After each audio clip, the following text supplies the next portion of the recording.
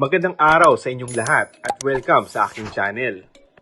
Katulad nga ng boyfriend na si Coco Martin, sobrang matulungin din daw pala ni Julia Montes. Ayaw nga lang daw ng aktres na ikinikwento pa ang tungkol sa mga pagtulong na ginagawa niya. Sa isang taping daw noon, nakita ni Julia na may isa silang kasamahan na namimilipit sa sakit.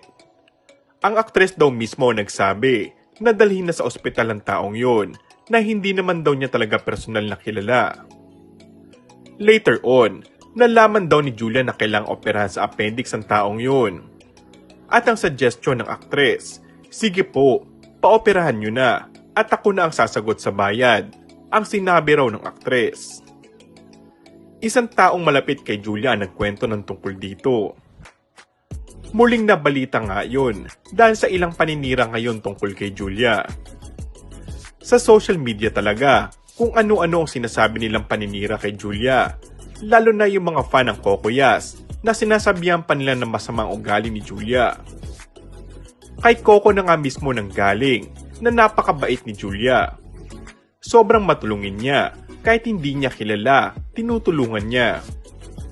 Ayaw nga lang niyang ikinakwento pa tungkol sa mga yun, at isa na nga yun sa mga nagustuhan ng aktor dito. Ngayon nga, ay walang dapat itago ang dalawa dahil ipinagmalaki na nila ang 12 years nilang pagmamahalan.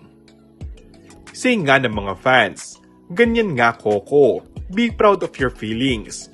Everybody loves a lover. Ipakita mo ang pagmamahal mo, hindi dapat secret ang love, ipinagmamalaki ito. Mas kapuri-puri umano ngayon ang dalawa dahil sa pagiging honest sa mga tao, lalo na sa mga sumusuporta sa kanila mula noong umpisa. Saka ngayon daw ay malaya na silang makakakilos ng normal at walang itinatago kumbaga. And that's all for our today's video. Kung bago ka lang sa aking channel ay mag-subscribe at pindutin na rin ang notification bell. Maraming salamat!